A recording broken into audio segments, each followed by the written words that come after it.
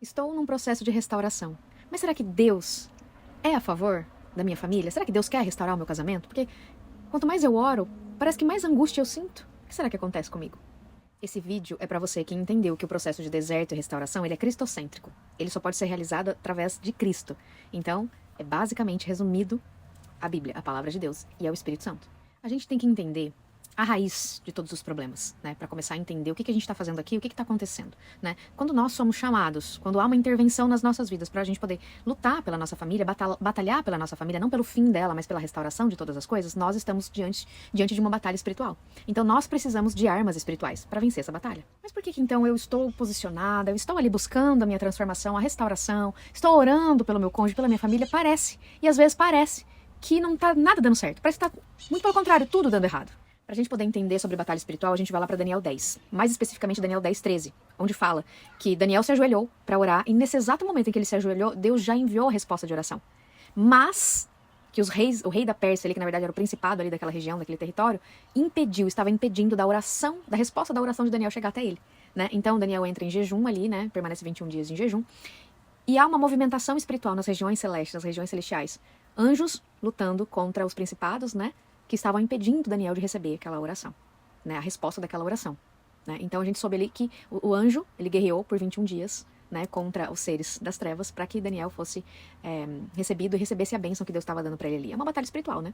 Então você imagina, Daniel ficou 21 dias ali, ele poderia ficar 21 dias reclamando que Deus não havia respondido as orações dele. Ele poderia ficar 21 dias andando em espírito de incredulidade, né? Diante daquilo que Deus iria fazer, porque ele não tinha resposta. Ele não recebeu a resposta por quê? Porque existia uma batalha para que ele não recebesse aquilo, né? E muitas vezes a gente se pega nesses momentos, nesses desafios, né, da espera, né, onde a gente está esperando as respostas de Deus e nada acontece, nada vem, porque realmente existe uma batalha espiritual onde eu, como cristã, eu preciso permanecer e perseverar, resistir, né, às trevas, que vem também com pensamentos de derrota, para eu poder desistir, para interromper esse meu processo, eu abandonar, eu desistir do processo, né? Tenho que resistir e persistir na oração e no jejum, né? Para que essa batalha tenha êxito de sucesso. E tem mais também. Geralmente, quando a gente está nesse processo, nós oramos, né? Nós intercedemos pelo nosso cônjuge, pela libertação dele. Na maioria dos casos, por um cônjuge que está fora de casa, que está com outra pessoa, enfim, que está em pecado, né? Então, está num cativeiro, está sequestrado, né? Quando nós intercedemos, nós entramos nesse ambiente espiritual dessa outra pessoa. Então, muitas vezes, nós sonhamos e nós sentimos coisas que não são nossas, mas sim do ambiente espiritual onde essa pessoa está, né? No ambiente, inclusive, né, espiritual dessa pessoa, em cativeiros onde essa pessoa também está. Então, por isso que muitas vezes a gente sente essa opressão. Muitas vezes nós temos sonhos, né, e angústias que não são nossas, né? Às vezes a gente está muito bem posicionado e de repente vem uma angústia, uma dor, uma tristeza que você nitidamente fala, isso não é meu, e não é, é do outro.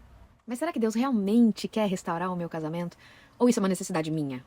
Ou isso é apenas uma dependência emocional, como o mundo fala, né? Uma dependência emocional dessa pessoa.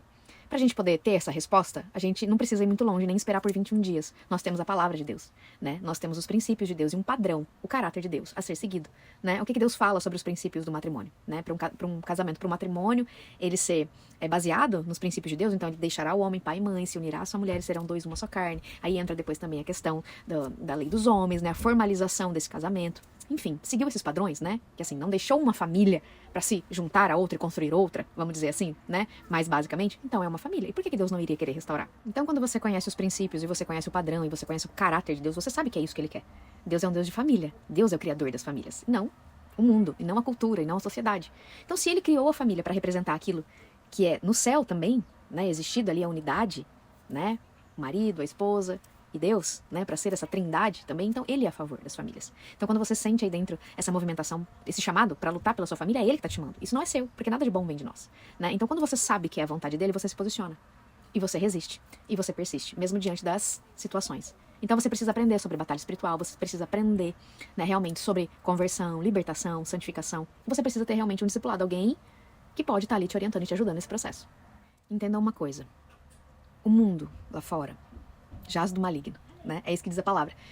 Então, ou você anula a palavra de Deus, aceitando a realidade do mundo, né? Aquilo que o mundo está impondo, ou você renova sua mente, né? E rejeita, declara falência na sua vida sobre a movimentação das trevas, né? Porque isso que a gente está vendo são consequências, né? Consequências de um rompimento de uma aliança. Então, quando Deus entra para uma transformação e a restauração de todas as coisas, quer dizer que ele vai mexer em todas as coisas, inclusive em você. Talvez exista algumas resistências aí dentro por conta, né, de todo esse contexto onde Deus não estava presente. Né? Deus não tinha uma aliança com você. Então agora ele te chama para restaurar a aliança com ele, e a partir disso, a restauração de todas as coisas acontece.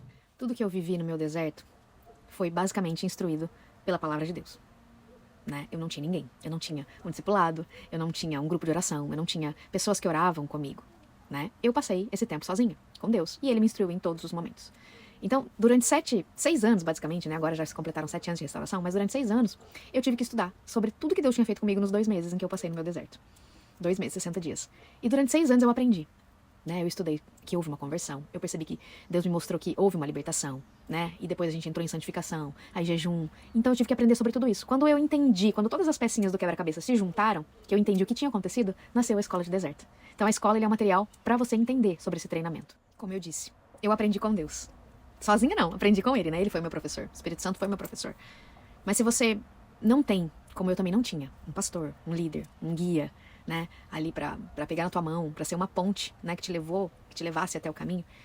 Então a gente foi abençoado, né, com esse discipulado da Escola de Deserto. Nós fomos abençoados, né, não só nós, mas vocês também, para que tivesse uma orientação, para que vocês tivessem um caminho ali, né, a seguir de entendimento, de posicionamento, pessoas que orassem com você, um grupo de pessoas orando, relógio de oração, jejum, entendimentos, lives, e esse é o nosso convite para você. Se você está passando por tudo isso e você precisa entender como se posicionar, a gente tem autoridade para te ajudar nisso, que nós passamos e vivemos isso. Então, para a gente poder entender tudo isso e realmente sair desse deserto capacitado por ele, com ele, né, receber o Espírito de Deus em nós temos que viver a transformação do velho homem para uma nova criatura. E como que a gente faz isso? Né? A palavra de Deus, ela nos ensina. Se eu não tenho ninguém para me ajudar, né, um líder, se eu não tenho muito ali intimidade com a Bíblia ou com Deus, então eu vou participar de um discipulado onde alguém que viveu o deserto vai me ajudar, né? Não, eu não vou fazer o que essa pessoa fez. Eu vou estudar aquilo que essa pessoa estudou, né? Que só assim, a partir dos estudos, a partir da leitura e da intimidade com Deus ali, eu vou poder saber aquilo que ele quer para mim, né? Porque uma nova criatura tem o Espírito de Deus e ele que guia, e ele que direciona. Então nós precisamos entrar nesse patamar de restaurar a aliança com Deus. A Escola de Deserto começa dia 28 de agosto. A próxima turma começa agora, na semana que vem, essa semana, na outra. Mas esse vídeo vai ficar aqui, então, possivelmente, talvez se você chegou em outro momento, procura a gente lá no nosso canal, porque todo mês a gente tem uma turma nova, né? E nós esperamos você também para fazer parte. Porque nós estamos vivendo num mundo onde muitas pessoas têm se levantado contra as famílias, contra a igreja e contra as famílias, porque ambos andam juntos, né? Então, eu estou aqui para dizer para você que Deus está capacitando, levantando, né, e alistando pessoas para o exército das famílias, né? Então, se você ouviu esse vídeo, eu tenho certeza que o Espírito Santo falou com você. Nós esperamos você e a sua família para a restauração de todas as coisas na próxima turma da Escola de Deserto.